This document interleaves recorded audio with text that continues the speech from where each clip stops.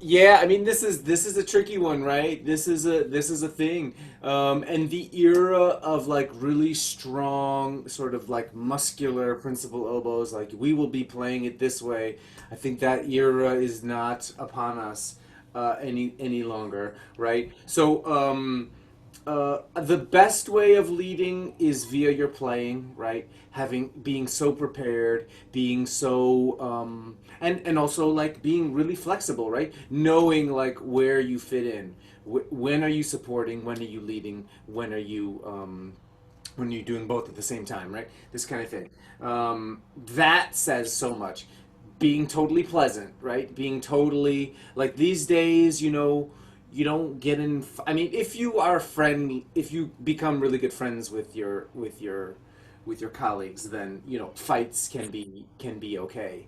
But like back in the day, it was like the horn play like Myron Bloom and Mark Lifshee are like they're gonna like fight it out and then they're gonna have a beer afterwards and it's gonna be great. But it's not like that anymore. Nobody's having a beer afterwards. You get in a fight, it's like it's going right to HR and so it's so musical. I think like we have to cultivate the ability to be musically convincing, uh, and then vocally convincing as well. Like if we have something that's really important, right? But we also need to cultivate the way in which we can do that very humbly, right? The way in which the that we can almost assume a certain leadership, right? That assuming a certain leadership means that we don't have to means a soft touch, right? We don't have to force it down anybody's throat. We this is you play a prominent part, therefore there is leadership within that, right? So how can you get people to follow you, to love you rather than fear you, kind of thing. Um, yeah. Anything else, or should we move on to the next one? I would say just be the colleague that you would want someone else to be.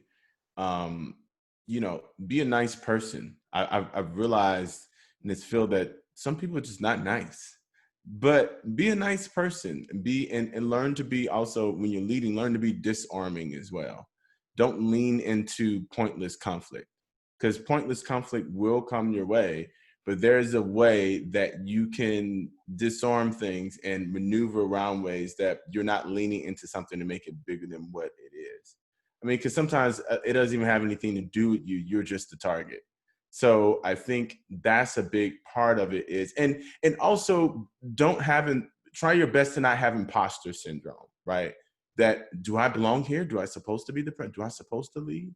Like know that if you are given that role that you are a leader and cultivate being a leader. And leader, remember, we're like a school of fish. Sometimes you're in the front and then there's a different part, someone else is in the front and someone else is in the front, but we're all leading, right? So I do think that there are times when you ask for suggestions from someone else, but make sure that it's always a proper negotiation when you're deciding on things, that you're not saying this is the way that it goes. And I think people they want to feel heard a lot of times, most of the time. And even your sex mates, they want to feel heard. They don't want to be talked down to. So make sure that everyone feels important and contributing, that they're all part of the same That's team. that's so brilliant. Just one further thing. I think that is so important. And what I realized, maybe this is like a cop out, but what I realized over my time is that like it, I started out having such specific ideas about how music was supposed to go. Um, and I think in a way that's a good thing, right? We want to demand of music as much as we can, but ultimately somebody else's interpretation, which 15 years ago I would have thought like that is ridiculous and stupid, and I don't even want to consider it. Now I'm like, oh yeah, let's do that. That's perfect, and it's fine.